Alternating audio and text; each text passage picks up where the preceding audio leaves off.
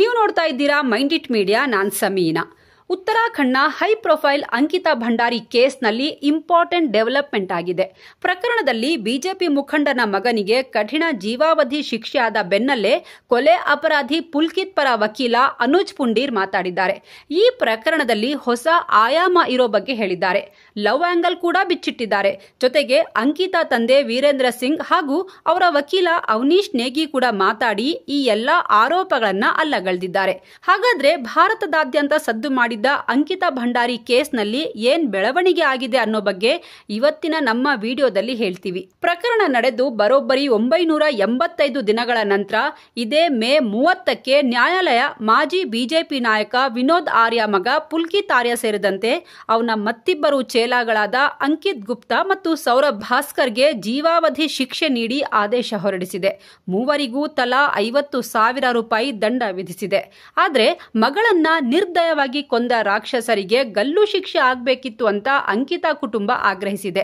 ಪ್ರಕರಣದ ಬಗ್ಗೆ ಮಾತಾಡಿರುವ ಅಂಕಿತಾ ತಂದೆ ವೀರೇಂದ್ರ ಸಿಂಗ್, ನನ್ನ ಮಗಳನ್ನ ಕೊಂದಿರೋ ಕೀಚಕರಿಗೆ ಗಲ್ಲು ಶಿಕ್ಷೆ ಆಗಬೇಕು, ಆಗ ಅವಳ ಆತ್ಮಕ್ಕೆ ಶಾಂತಿ ಸಿಗುತ್ತೆ, ನಮಗೆ ನ್ಯಾಯ ಸಿಕ್ಕಂತಾಗುತ್ತೆ ಅಂದಿದ್ದಾರೆ. ಇವರ ಪರ ವಕೀಲ ಅವನೀಶ್ ನೇಗಿ ಕೂಡ ಮಾತಾಡಿದ್ದಾರೆ. ಅಂಕಿತಾ ಕೆಲಸ ಮಾಡ್ತಿದ್ದ ವನಂತರ ರೆಸಾರ್ಟ್ ಮಾಲೀಕ ಪುಲ್ಕಿತ್ ಆರ್ಯ ರೆಸಾರ್ಟ್ಗೆ ಬರೋ ವಿಐಪಿ ಗೆಸ್ಟ್ ಗಳಿಗೆ ಸ್ಪೆಷಲ್ ಸರ್ವಿಸ್ ಅಂದ್ರೆ ಎಸ್ಕಾರ್ಟ್ ಸರ್ವಿಸ್ ಕೊಡಬೇಕು ಅಂತ ಅಂಕಿತಾಗೆ ಒತ್ತಾಯಿಸಿದ್ದ. ಆದ್ರೆ ಇದನ್ನ ಅಂಕಿತಾ ನಿರಾಕರಿಸಿದ್ಲು.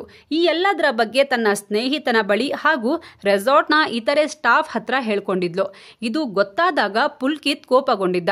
ರೆಸಾರ್ಟ್ನಲ್ಲಿ ಹೀಗೆ ವೇಶ್ಯಾವಾಟಿಕೆ ನಡೆಯುತ್ತೆ ಅನ್ನೋ ಬಗ್ಗೆ, ಇಲ್ಲಿನ ಸ್ಟಾಫ್ಗೆ ತಾನು ಕಿರುಕುಳ ಕೊಡ್ತಿರೋ ಬಗ್ಗೆ ಹೊರಗೆ ಗೊತ್ತಾದ್ರೆ ತನ್ನ ರೆಸಾರ್ಟ್ನ ಹೆಸರು ಹಾಳಾಗುತ್ತೆ. ಹಾಗಾಗಿ ಇವಳಿಗೆ ಒಂದು ಗತಿ ಕಾಣಿಸಬೇಕು ಅಂತ ಯೋಚಿಸಿ ಪ್ಲಾನ್ ಮಾಡಿ ಅಂಕಿತಾಳನ್ನ ಕೊಲ್ಲಲಾಗಿದೆ ಅಂತ ಹೇಳಿದ್ದಾರೆ. ಆದ್ರೆ ಈ ಬಗ್ಗೆ ಪುಲ್ಕಿತ್ ಪರ ವಕೀಲರು ಹೇಳೋದೇ ಬೇರೆ. ಪುಲ್ಕಿತ್ ವಕೀಲ ಅನುಜ್ ಪುಂಡೀರ್ ಅವರ ಪ್ರಕಾರ ಈ ಪ್ರಕರಣದಲ್ಲಿ ನೀಡಲಾದ ಸಾಕ್ಷಿಗಳೆಲ್ಲವೂ ಸೃಷ್ಟಿ ಮಾಡಿರೋದು, ಎಲ್ಲವೂ ಫೇಕ್. ಇನ್ಫ್ಯಾಕ್ಟ್ ಈ ಪ್ರಕರಣದಲ್ಲಿ ಇನ್ನೂ ಹಲವು ವಿಚಾರಗಳಿವೆ, ಅದನ್ನ ನ್ಯಾಯಾಲಯ ಗಣನೆಗೆ ತೆಗೆದುಕೊಂಡಿಲ್ಲ. ಇದರಲ್ಲಿ ಲವ್ ಆಂಗಲ್ ಕೂಡ ಇದೆ, ಅದನ್ನೂ ಕೋರ್ಟ್ ಗಮನಿಸಿಲ್ಲ. ಇಲ್ಲಿ ನಮಗೆ ಹಿನ್ನಡೆಯಾಗಿದೆ ನಿಜ, ಆದ್ರೆ ನಾವು ತೀರ್ಪನ್ನ ಹೈಕೋರ್ಟ್ನಲ್ಲಿ ಚಾಲೆಂಜ್ ಮಾಡ್ತೀವಿ ಅಂದಿದ್ದಾರೆ. ಹಾಗಾದ್ರೆ ವಕೀಲರು ಹೇಳ್ತಿರೋ ಆ ಲವ್ ಆಂಗಲ್ ಯಾವುದು? ಅಂಕಿತಾ ಮತ್ತು ಪುಲ್ಕಿತ್ ನಡುವೆ ಸ್ನೇಹ ಇತ್ತಾ? ಯಾಕಂದ್ರೆ ಪುಲ್ಕಿತ್ ಹೇಳೋ ಪ್ರಕಾರ ಕೊಲೆಯಾದ ದಿನ ಅಂಕಿತಾ ಪುಲ್ಕಿತ್ ಜೊತೆ ಬೈಕ್ನಲ್ಲಿ ಲಾಂಗ್ ಡ್ರೈವ್ ಹೋಗಿದ್ಲು ಎನ್ನಲಾಗಿದೆ. ಇವರಿಬ್ರು ಅವತ್ತು ಜೊತೆಗೆ ಹೋಗಿದ್ದನ್ನ ರೆಸಾರ್ಟ್ನ ಕೆಲವರು ನೋಡಿದ್ದಾರೆ. ಹಾಗಾದ್ರೆ ಪುಲ್ಕಿತ್ ಮೇಲೆ ಸಿಟ್ಟಿದ್ರೆ ಅವನ ಜೊತೆ ಲಾಂಗ್ ಡ್ರೈವ್ ಯಾಕೆ ಹೋದ್ಲು? ಪುಲ್ಕಿತ್ ಏನಾದ್ರೂ ಅಂಕಿತಾ ಮೇಲೆ ಮೋಹಿತನಾಗಿದ್ನಾ, ಪೊಸೆಸಿವ್ ಆಗಿದ್ನಾ? ಅಂಕಿತಾ ಬೇರೊಬ್ಬನ ಜೊತೆ ಚಾಟ್ ಮಾಡ್ತಾಳೆ, ಎಲ್ಲವೂ ಶೇರ್ ಮಾಡ್ತಿದ್ದಾಳೆ ಅಂತ ಗೊತ್ತಾದಾಗ ಪುಲ್ಕಿತ್ ಮತ್ತು ಅಂಕಿತಾ ನಡುವೆ ಗಲಾಟೆಯಾಗಿತ್ತಾ? ಇದರಿಂದ ಕೋಪಗೊಂಡು ಪುಲ್ಕಿತ್ ಡ್ಯಾಮ್ಗೆ ಎಸ್ದು ಕೊಲೆ ಮಾಡಿದ್ನಾ? ಇದೆಲ್ಲದರ ಬಗ್ಗೆ ಹೈಕೋರ್ಟ್ನಲ್ಲಿ ಏನ್ ತೀರ್ಮಾನ ಬರುತ್ತೆ ನೋಡಬೇಕು.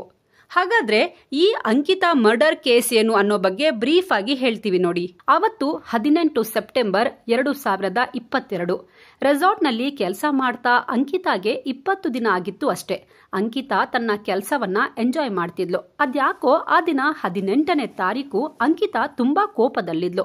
ನನ್ಗಿಲ್ಲಿ ಇಷ್ಟ ಆಗ್ತಾ ಇಲ್ಲ, ಈ ರೆಸಾರ್ಟ್ ಚೆನ್ನಾಗಿಲ್ಲ, ನಾನು ನನ್ನ ಮನೆಗೆ ಹೋಗ್ಬೇಕು ಅಂತ ಶೆಫ್ ಒಬ್ಬರ ಬಳಿ ಮಧ್ಯಾಹ್ನ 3:30 ಸುಮಾರಿಗೆ ಹೇಳಿದ್ಲಂತೆ. ಓನರ್ ಪುಲ್ಕಿತ್ ಬಿಹೇವಿಯರ್ ನನಗೆ ಸರಿ ಕಾಣ್ತಿಲ್ಲ ಅಂತ ಹೇಳುವಾಗ್ಲೇ ಪುಲ್ಕಿತ್ ಅಲ್ಲಿಗೆ ಬಂದಿದ್ದ. ಅದಕ್ಕೆ ಮಾತು ಅರ್ಧಕ್ಕೆ ನಿಲ್ಲಿಸಿದ್ಲು. ಅದೇ ಕೊನೆ ನಾವು ಅಂಕಿತಾಳನ್ನ ನೋಡಿದ್ದು ಅಂತ ಆ ಶೆಫ್ ಕೋರ್ಟ್ಗೆ ತನ್ನ ಸ್ಟೇಟ್ಮೆಂಟ್ ನಲ್ಲಿ ಹೇಳಿದ್ದಾರೆ. ಅದು 19 ಸೆಪ್ಟೆಂಬರ್. ಪುಲ್ಕಿತ್ ಆರ್ಯ ಪೌರ್ಯ ಲಕ್ಷ್ಮಣ್ ಝೂಲಾ ಪೊಲೀಸ್ ಸ್ಟೇಷನ್ಗೆ ಹೋಗ್ತಾನೆ.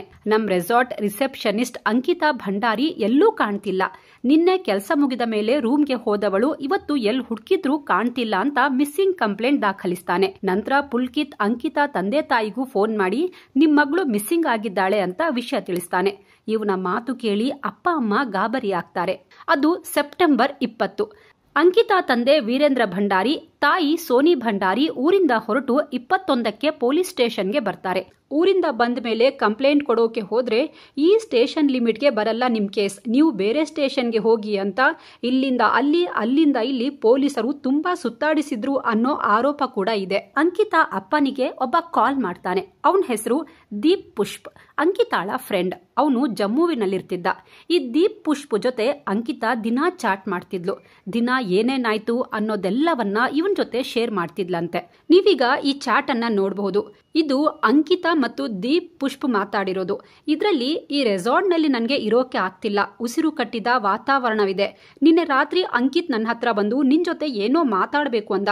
ನಾನು ಏನು ಅಂದೆ. ಸೋಮವಾರ ಒಬ್ರು VIP ಗೆಸ್ಟ್ ಬರ್ತಿದ್ದಾರೆ ರೆಸಾರ್ಟ್ಗೆ, ಅವರಿಗೆ ಎಕ್ಸ್ಟ್ರಾ ಸರ್ವಿಸ್ ಬೇಕು ಅಂತ ಕೇಳಿದ. ಕೂಡ್ಲೆ ಅವನಿಗೆ ಬಾಯಿಗೆ ಬಂದ ಹಾಗೆ ಬೈದಿದ್ದೆ. ಈ ಕೋಪವನ್ನ ಅವನು ಬೇರೆಯವರ ಮೇಲೆ ತೆಗೆದಿದ್ದ. ನಾನು ಇಲ್ಲ ಅಂದಿದ್ಕೆ ನಿನ್ಗೆ ಹೇಳ್ತಾ ಇಲ್ಲ, ನಾನು ನಿನ್ ಪರಿಚಯದವರು ಯಾರಾದ್ರೂ ಇದ್ರೆ ಹೇಳು ಅಂತಿರೋದು ಅಂದಿದ್ದ ಅಂತ ತನ್ನ ಫ್ರೆಂಡ್ ದೀಪ್ ಪುಷ್ಪ್ಗೆ ಹೇಳಿದ್ಲು. ಊರಿನ ಹುಡುಗಿ, ಬಡ ಹುಡುಗಿ ಅಂದ್ಕೊಂಡು ಅವನು ನನಗೆ ಹೇಳಿದ್ದ ಅಂತ ತನ್ನ ಫ್ರೆಂಡ್ ಜೊತೆ ಚಾಟ್ ಮಾಡಿದ್ದಾಳೆ. ಆದ್ರೆ 18ನೇ ತಾರೀಕಿನಿಂದ ಅಂಕಿತಾ ದೀಪ್ ಪುಷ್ಪ್ಗೆ ಹಾಯ್ ಹೇಳಿರ್ಲಿಲ್ಲ, ಫೋನ್ ಕೂಡ ಮಾಡಿರ್ಲಿಲ್ಲ. ಅವನಿಗೂ ಟೆನ್ಷನ್ ಆಗಿತ್ತು. ಹಾಗಾಗಿ ಅಂಕಿತಾ ಅಪ್ಪ ವೀರೇಂದ್ರಗೆ ಫೋನ್ ಮಾಡಿ, ಅಂಕಲ್, ನಾನು ಅಂಕಿತಾ ಜೊತೆ ಲಾಸ್ಟ್ ಮಾತಾಡಿದ್ದು 18ಕ್ಕೆ. ಆ ದಿನ ಅವಳು ಯಾಕೋ ತುಂಬಾ ಅಳ್ತಾ ಇದ್ಲು, ಮುಂಚೆಯಿಂದಾನು ತುಂಬಾ ಟೆನ್ಷನ್ ನಲ್ಲಿರ್ತಿದ್ಲು. ಇದನ್ನ ನನಗೆ ಅವಳೇ ಮೆಸೇಜ್ ಮಾಡಿದ್ದಾಳೆ. ಈ ಪುಲ್ಕಿತ್ ಸರಿ ಇಲ್ಲ, ಅವನ ಇಂಟೆನ್ಷನ್ ಕೂಡ ಸರಿ ಇಲ್ಲ ಅಂತ ನನಗೆ ಹೇಳಿದ್ದಾಳೆ ಅಂತಾನೆ. ರೆಸಾರ್ಟ್ ನ ಎಲ್ಲಾ ಸ್ಟಾಫ್ಗೂ ಪುಲ್ಕಿತ್ ಟಾರ್ಚರ್ ಕೊಡ್ತಿದ್ನಂತೆ. ಮ್ಯಾನೇಜರ್ ಸೌರಭ್ ಅಂತೂ ಇಲ್ಲಿ ಕೆಲಸ ಮಾಡೋ ಹುಡುಗಿಯರಿಗೆ ಹೊಡಿತಾ ಇದ್ದ ಅಂತಾನು ಆರೋಪವಿದೆ. ಪುಲ್ಕಿತ್ ಜೊತೆ ಕೆಲಸ ಮಾಡ್ತಿದ್ದ ಅಂಕಿತ್ ಅನ್ನೋನು ಅಂಕಿತಾಳನ್ನ ಅವನ ರೂಮ್ಗೆ ಕರೆಸಿ ಕಿಸ್ ಮಾಡೋಕೆ ಟ್ರೈ ಮಾಡಿದ್ದ. ಇದಕ್ಕೆ ಅಂಕಿತಾ ವಿರೋಧ ವ್ಯಕ್ತಪಡಿಸಿದ್ಲು. ಬಟ್ ದುಡ್ಡಿನ ಅನಿವಾರ್ಯತೆ ಇದ್ದಿದ್ರಿಂದ ಸುಮ್ನಿದ್ಲು ಅಂತ ಹೇಳಲಾಗಿದೆ. ಈ ಪುಲ್ಕಿತ್ ಅಂಕಿತಾಗೆ ಎಕ್ಸ್ಟ್ರಾ ಸರ್ವಿಸ್ ಕೊಡಬೇಕು ಅಂತ ಒತ್ತಾಯ ಮಾಡಿದ್ದ ಅನ್ನೋ ಆರೋಪವೂ ಇದೆ. 10,000 ಕೊಡ್ತೀನಿ, ನಮ್ಮ VIP ಗೆಸ್ಟ್ಗೆ ಸ್ಪೆಷಲ್ ಸರ್ವಿಸ್ ಕೊಡುವಂತ ಪೀಡಿಸಿದ್ನಂತೆ. ಒಮ್ಮೆ ಬಲವಂತವಾಗಿ ಅಂಕಿತಾಳನ್ನ ಒಬ್ಬ ಗೆಸ್ಟ್ ರೂಮ್ಗೆ ಕಳಿಸಿದ್ನಂತೆ. ಆಗ ಹೆದರುಕೊಂಡು ಅಂಕಿತಾ ತನ್ನ ಬೇರೆ ಸ್ಟಾಫ್ನ ರೂಮಿಗೆ ಕರೆದು ಅವರ ಸಹಾಯದಿಂದ ಬಚಾವಾಗಿದ್ಲಂತೆ. ಇದೆಲ್ಲವನ್ನು ಅಂಕಿತಾ ದೀಪ್ ಪುಷ್ಪ್ ಜೊತೆ ಚಾಟಿಂಗ್ ನಲ್ಲಿ ಹೇಳ್ಕೊಂಡಿದ್ಲು. ಇದೆಲ್ಲದರ ಸ್ಕ್ರೀನ್ ಶಾಟ್ ತಗೊಂಡು ಸ್ಟೇಷನ್ಗೆ ಹೋಗಿ ಪುಲ್ಕಿತ್ ವಿರುದ್ಧ ಒಂದು ದೂರು ಕೊಡ್ತಾರೆ. ಆದ್ರೆ ಅವನು ಬಿಜೆಪಿ ನಾಯಕನ ಮಗನಾಗಿರೋದ್ರಿಂದ ಪೊಲೀಸರು ಯಾವುದೇ ಆಕ್ಷನ್ ತಗೊಳ್ಳಲ್ಲ. ಯಾವಾಗ ಪೊಲೀಸರು ಸಹಾಯ ಮಾಡಲ್ವೋ ಅಂಕಿತಾ ಕುಟುಂಬದವರು ಸೋಷಿಯಲ್ ಮೀಡಿಯಾದಲ್ಲಿ ಈ ಸ್ಕ್ರೀನ್ ಶಾಟ್ ಎಲ್ಲವನ್ನ ಪೋಸ್ಟ್ ಮಾಡಿ ನ್ಯಾಯಕ್ಕಾಗಿ ಆಗ್ರಹಿಸ್ತಾರೆ. ಈ ವಿಚಾರ ನ್ಯಾಷನಲ್ ಮೀಡಿಯಾದಲ್ಲೂ ಹೆಡ್ಲೈನ್ ಆಗುತ್ತೆ. ಉತ್ತರಾಖಂಡ್ನ ಜನ ಕೂಡ ಅಂಕಿತಾಳನ್ನ ಹುಡುಕಿ ಅಂತ ಬೀದಿಗಿಳಿತಾರೆ. ಪೊಲೀಸರಿಗೆ ಪ್ರೆಷರ್ ಜಾಸ್ತಿ ಆಗುತ್ತೆ. ಅಂಕಿತಾ ಮಿಸ್ ಆಗಿ 4 ದಿನದ ನಂತರ ಇನ್ವೆಸ್ಟಿಗೇಷನ್ ಸ್ಟಾರ್ಟ್ ಮಾಡ್ತಾರೆ. ಜನರ ಒತ್ತಡ ಮತ್ತು ಮೀಡಿಯಾ ಪ್ರೆಷರ್ನಿಂದಾಗಿ ಕೊನೆಗೂ ಪುಲ್ಕಿತ್ ಅರೆಸ್ಟ್ ಆಗ್ತಾನೆ. ಪೊಲೀಸರು ವಿಚಾರಣೆ ಮಾಡಿದಾಗ ಪುಲ್ಕಿತ್ ಎಲ್ಲಾ ಸತ್ಯ ಬಾಯ್ಬಿಟ್ಟಿದ್ದ. ನಂತರ ರೆಸಾರ್ಟ್ನ ಮ್ಯಾನೇಜರ್ ಸೌರಭ್ ಭಾಸ್ಕರ್ ಮತ್ತು ಅಂಕಿತ್ ಗುಪ್ತಾ ಹೆಸರು ಹೇಳ್ತಾನೆ. ಇವರಿಬ್ಬರನ್ನು ಪೊಲೀಸರು ಅರೆಸ್ಟ್ ಮಾಡ್ತಾರೆ. ಜನ ಎಷ್ಟು ರೊಚ್ಚಿಗೆದ್ದಿದ್ರು ಅಂದ್ರೆ ಇವರನ್ನ ನೋಡಿದ ಕೂಡಲೇ ಇವ್ರ ಮೇಲೆ ಹಲ್ಲೆ ಮಾಡಿ ಬಟ್ಟೆ ಎಲ್ಲ ಹರಿದು ಹಾಕ್ತಾರೆ. ಪೊಲೀಸರ ಮುಂದೆ ಮೂವರು ಸತ್ಯ ಹೇಳ್ತಾರೆ. ಆವತ್ತು ನಮ್ಮ ರೆಸಾರ್ಟ್ಗೆ VIP ಗೆಸ್ಟ್ ಬಂದಿದ್ರು. ಅವರಿಗೆ ಸ್ಪೆಷಲ್ ಸರ್ವಿಸ್ ಕೊಡಬೇಕು ಅಂತ ಅಂಕಿತಾಗೆ ಹೇಳಿದ್ದೆ. ಬಟ್ ಅವಳು ಒಪ್ಲಿಲ್ಲ. ನನ್ ಮೇಲೆ ಸಿಟ್ಟಾಗಿದ್ಲು. ಅದಕ್ಕೆ ಅವಳ ಮೂಡ್ ಸರಿ ಮಾಡೋಕೆ ಅವಳನ್ನ ಒಂದು ಲಾಂಗ್ ಡ್ರೈವ್ ಕರ್ಕೊಂಡು ಹೋದೆ. ನಾನು ಮತ್ತು ಅಂಕಿತಾ ಒಂದು ಬೈಕಲ್ಲಿ ಹೋದ್ವಿ. ಸೌರಭ್ ಮತ್ತು ಅಂಕಿತ್ ಇನ್ನೊಂದು ಬೈಕಲ್ಲಿ ಹೋದ್ರು.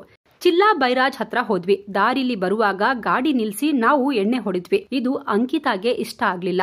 ಮತ್ತೆ ಜಗಳ ಮಾಡಿದ್ಲು. ನನ್ನನ್ನ ವಾಪಸ್ ರೆಸಾರ್ಟ್ಗೆ ಡ್ರಾಪ್ ಮಾಡು, ಇಲ್ಲಾಂದ್ರೆ ನಿನ್ನ ಅಸಲಿಯತ್ತು ಎಲ್ಲರಿಗೂ ಹೇಳ್ಬಿಡ್ತೀನಿ ಅಂತ ಧಮಕಿ ಹಾಕಿದ್ಲು. ಈ ಮಾತು ಕೇಳಿ ನಾವು ಮೂವರಿಗೂ ಕೋಪ ನೆತ್ತಿಗೇರಿತ್ತು. ಅದೇ ಕೋಪದಲ್ಲಿ ಅಂಕಿತಾಳನ್ನ ಎತ್ಕೊಂಡು ಕಾಲುವೆಗೆ ಹಾಕ್ಬಿಟ್ವಿ ಅಂತ ಪೊಲೀಸರ ಮುಂದೆ ಪುಲ್ಕಿತ್ ಬಾಯ್ಬಿಟ್ಟಿದ್ದ.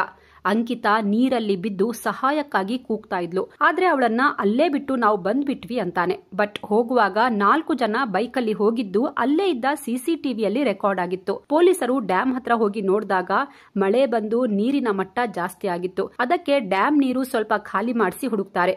ಅದು September 26, 2022.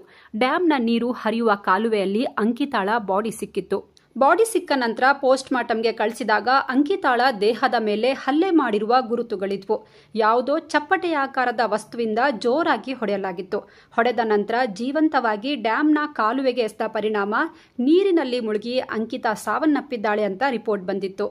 Chief minister Pushkar Singh Dhami ಆದೇಶದಂತೆ ವನಾಂತರ ರೆಸಾರ್ಟ್ ನೆಲಸಮಗೊಳಿಸಲಾಗಿದೆ. ಬಹುಶಃ ಪುಲ್ಕಿತ್ನನ್ನ ಬಚಾವ್ ಮಾಡೋಕೆ, ಸಾಕ್ಷಿ ನಾಶ ಮಾಡೋಕೆ ರೆಸಾರ್ಟ್ ನೆಲಸಮ ಮಾಡಿದ್ದಾರೆ ಅನ್ನೋ ಆರೋಪವೂ ಇದೆ. ಪ್ರಕರಣಕ್ಕೆ ಸಂಬಂಧಿಸಿದಂತೆ ಈ ರೆಸಾರ್ಟ್ನಿಂದ ಏನೂ ಸಾಕ್ಷ್ಯಗಳನ್ನ ಕಲೆಕ್ಟ್ ಮಾಡಿರಲಿಲ್ಲ. ಬಟ್ ಇರೋ ಸಾಕ್ಷ್ಯಗಳ ಆಧಾರದ ಮೇಲೆ 3 ವರ್ಷಗಳ ಬಳಿಕ ಅಂಕಿತಾಳನ್ನ ಕೊಂದ 3 ರಾಕ್ಷಸರಿಗೆ ಜೀವಾವಧಿ ಶಿಕ್ಷೆ ವಿಧಿಸಲಾಗಿದೆ.